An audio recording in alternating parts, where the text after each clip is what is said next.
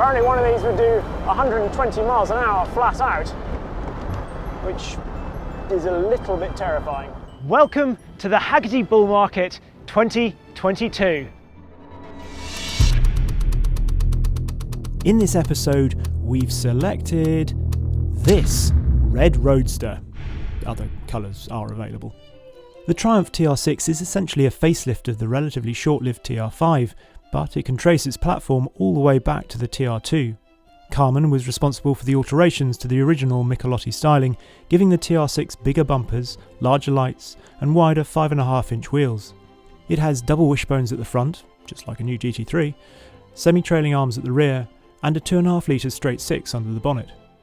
Production at Triumph's Canley factory in Coventry began in 1968 and carried on until 1976.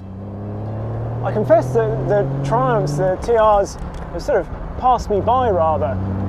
I was always an MG person. I think you're either a Triumph or an MG person. And when you start looking at the recipes, really very appealing. I mean, a 2.5 litre straight six, it's obviously this manual gearbox. There were two distinct versions in terms of, well, I suppose there were sort of four distinct versions. The very early cars, of which this is not one. The early cars you can tell because they had body-coloured surrounds to the windscreens, and they were produced in 1969. But then there were UK cars and US cars, and US cars were carburettors. The UK cars had fuel injection, and they produced about, I think, 8,300, 8,400 UK cars originally, but in total they produced 92,000 of these TR6s, most of them obviously going abroad. 92,000, that's an awful lot. As a result, there's really good backup for these cars today. You can buy most of the parts, you can sort of pretty much build one up almost from scratch if you want to. That makes it a car that, well, it's quite sort of appealing to own really, because you know you're not going to be scratching around for parts. It's not going to be difficult to maintain.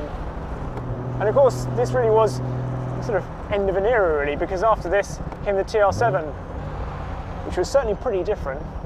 As you'd expect, performance is reasonably nippy, 0 to 60 in 8.2 seconds.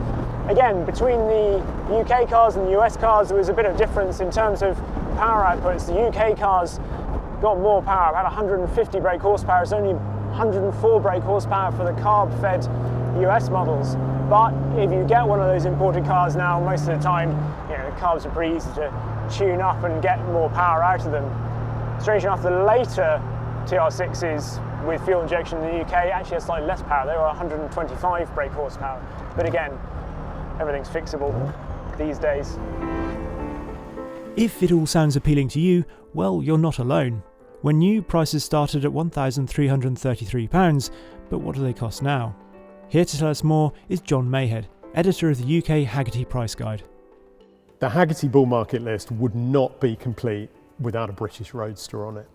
And the TR6 is something which is really recognisable. It's still not really expensive.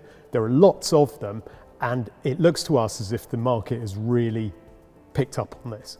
The Hagerty Price Guide values the TR6 at between £6,200 and £31,000. We've even seen one sell for more than that. Last year at Historics, a car sold way over its top estimate of £35,000. It had had, believe it or not, £70,000 spent on the restoration of it. It was an incredible car, beautiful colour, and everything about it was lovely. The interesting thing isn't really what that car sold for, but that somebody had spent that much money on a TR6. And that is a tipping point generally when we see cars that people put more money into than they are currently worth. We see valuations of the TR6 increasing. We have seen sell-through rates increase over the last 24 months. Of all those we've seen at auction in the UK, we watched 46 of them go to auction. Only 8 didn't sell. And actually 40% of those ones we had an estimate for sold for over top estimate. So these are cars that are really starting to become bid upon in auctions, and cars that are being picked out, and the good ones are really starting to be collectible. We see them increasing, probably not a huge amount again, but they are definitely going up. And these are cars that if you want one, now is the time to buy one. I imagine most people have already abandoned this video for the classifieds, but for those of you that are still here, you might like to know a little more of what it's like to drive. To drive today certainly sounds good, and it feels pretty together. You can imagine going out on a Sunday afternoon cruise. It feels a pretty sort of hairy chested kind of car. I know these are probably sort of door pulls, but you feel like you should have a sort of cigarette on the go and just sort of flick it out down there or something. And it's that lovely formula of a big engine. Again, it's something pretty lightweight and, well, obviously by modern standards, pretty flimsy as well, but there's a certain excitement to that. The build quality, well, you've got Smith's dials here and things, but it's not up to the standard of sort of, you know, the earlier sports cars, some of the other things we've got in this bull market. You look at things like the TB and there's a beautiful craftsmanship to that, which isn't in this, if I'm perfectly honest, but it's pretty appealing. Lovely sunny day, Anglesey, sound of that engine. Apparently one of these would do 120 miles an hour flat out, which is a little bit terrifying. Luckily, it's a car that can very much be enjoyed at more sedate speeds too.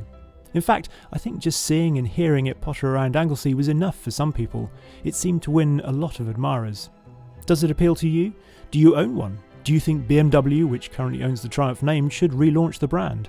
Let us know in the comments below.